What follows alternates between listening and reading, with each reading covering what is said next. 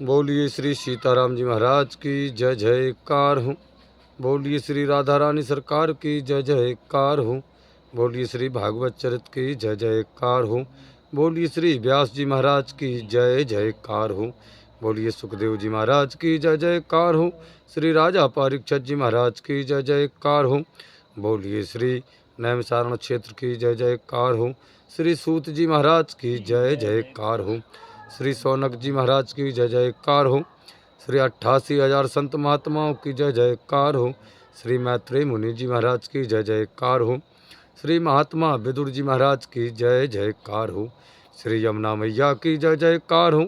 श्री सिद्ध बाबा महाराज की जय जयकार हो। श्री मंसला मैया की जय जयकार हो। श्री चंडी मैया की जय जयकार हो। श्री महाभद्रकाली मैया की जय जयकार हो।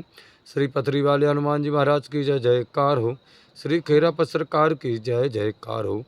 श्री बाबा गुरु महाराज की जय जयकार हो। श्री सतगुरुदेव भगवान की जय जयकार हो। श्री काका गुरु महाराज की जय जयकार हो। श्री सब संतन की जय जयकार हो। श्री सब भक्तन की जय जयकार हो। अपने अपने माता पिता भाई बंधु गुरु भगवान की जय जयकार हो।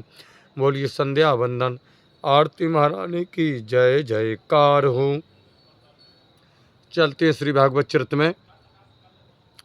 भागवत चरित के तृतीय का 10वां अध्याय का भाग नंबर 3 कथा चल रही है। वृत्तासुर की कथा चल रही है।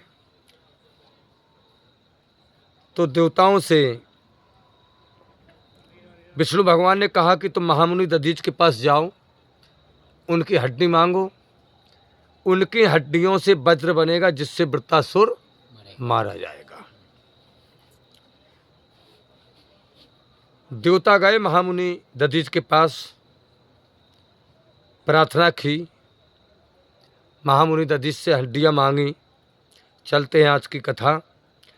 तो देवन को उपदेश सुन मुनि सोचे मनु माहे, परमारथ ते श्रेष्ठ जगु मैं कारज कछु नाहे। परम पूज्य रहा बाबा कहते हैं कि देवताओं का उपदेश सुनकर के मुनि विचार करने लगे कि वास्तव में परोपकार से बढ़कर इस संसार में दूसरा कोई कार्य नहीं है।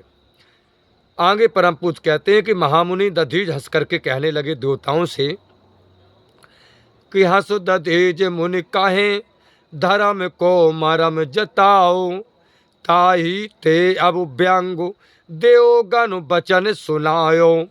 विषयनु ते नहीं मोहे नहीं है ममता तन की, लगी रहे नितुवरे तो ब्रह्ममय मेरे मन की। कि एक दिन छूटे अवसुई ना सुवानु यह है अनितो, क्यों न तजू फिर सुताई तनु तुम रे हितु के निमित्तो। परम पूज्य रहा बाबा कहते हैं फिर महामुनि दधीज ने हंस करके कहा कि हे देवगण, आपने धर्म का वास्तविक स्वरूप हमें बतला दिया है। इसको सुनने के लिए ही मैंने आपसे व्यंग वचन कहा था। दधीज महाराज कहते हैं हे देवतागण, मुझे ना विषयों से मोह है और ना तो इस शरीर में आसक्ति है। ना विषयों से मोह है, ना शरीर से आसक्ति है। मेरी चित्त वृत्तियाँ तो सदैव ब्रह्म में ही लगी रहती हैं। महात्मा दधीज कहते हैं कि हे देवताओं, जब यह शरीर नाशवान एवं क्षणक है और एक दिन इसे अवश्य त्याग देना है, तब फिर आप सबके कार्य के लिए इसे स्वतः ही क्यों ना छोड़ दें। तो अहो कष्ट अति घोर करें नर तनु में ममता, नहीं साधे परलोक करें धनु माह कृपंता। परम धर्म है जी दुखी पर दुख में हीनो, दया धर्म ते हीन व्यर्थ जीवन को कीन हो। किछन भंगुर नितु नाश युतो, व्यर्थ मोह धन गेह में, क्यों न बितावे समय को परमारथ के नेह में। परम पूज्य रहा बाबा कहते हैं महामुनि दधीज ने कहा कि हे देवताओं, बड़े दुख की बात है, मनुष्य इस शरीर से कितना मोह करता है। परम पूज्य महामुनि दधीज ने कहा कि हे देवतागणों, बड़े दुख की बात है कि मनुष्य इस शरीर से कितना मोह करता है। इस शरीर सुख के लिए ही वह धन संग्रह करता है, परंतु परलोक सुधारने के लिए, परोपकार के लिए, प्रसन्नता से धन व्यय नहीं करता है। शरीर के सुख के लिए धन तो कमाता है, लेकिन परलोक के लिए धन खर्च नहीं करता है। दूसरे को दुख में दुखी होना ही सर्वोत्तम धर्म है। सर्वोत्तम धर्म क्या है? दूसरों के दुख में दुखी होना ये सर्वोत्तम धर्म है।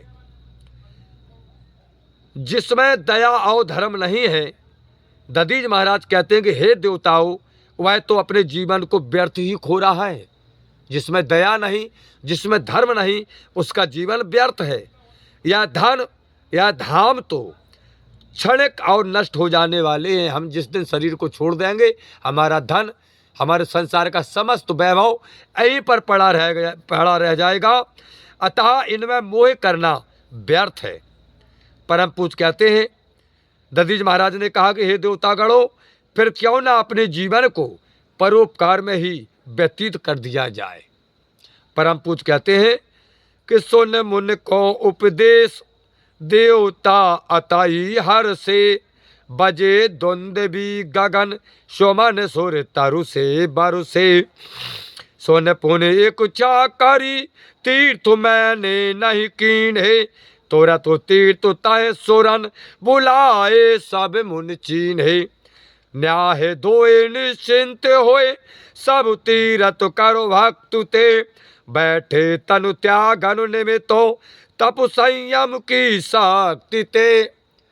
परम पूज्य देवराहा बाबा कहते हैं कि मुनि का उपदेश सुनकर सभी देवताओं को बड़ा हर्ष हुआ कि अब हमें हड्डी मिल जाएंगी। उसी समय दुंदुभी बजने लगी और आकाश से कल्प वृक्ष जो है, आकाश में, स्वर्ग में कल्प वृक्ष, उसके फूलों की वर्षा होने लगी महाराज दधीच के ऊपर। फिर मुनि ने तीर्थ करने की इच्छा प्रकट करते हुए कहा कि देवताओं, मैंने तो अभी तक कोई तीर्थ ही नहीं किए हैं। मैंने अभी तक तो कोई तीर्थ नहीं किए हैं। तब देवताओं ने तत्काल वहाँ सभी तीर्थों को बुला लिया। सब तीर्थ आ गए महाराज, और मुनि ने सबको पहचान कर उनमें स्नान किया। समस्त तीर्थों में दधीच महाराज ने श्रद्धा के साथ सब तीर्थों में स्नान करके दधीच मुनि निश्चिंत हो गए और तपस्या तथा संयम द्वारा अपना शरीर त्याग देने के लिए आसन लगा करके आज बैठ गए महामुनि दधीच।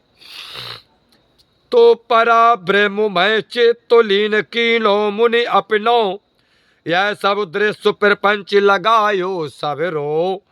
जस सपनों कि मन को कर एकाग्र, तत्वमय दृष्टि करी तब, संयम कीने प्राण करी बस में इंद्रिय सब।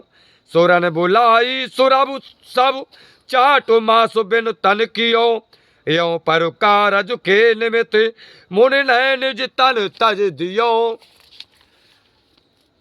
आसन पर बैठ करके मुनि ने प्राणों को संयमित करके सब इंद्रियों को बस में किया महाराज, और अपने मन को एकाग्र करके अपनी दृष्टि को उस तत्व स्वरूप में स्थित कर लिया। इस बाहरी जगत को स्वप्नवत समझकर अपनी समस्त वृत्तियों के सहित चित्त को ब्रह्म में कर दिया महामुनि दधीच ने।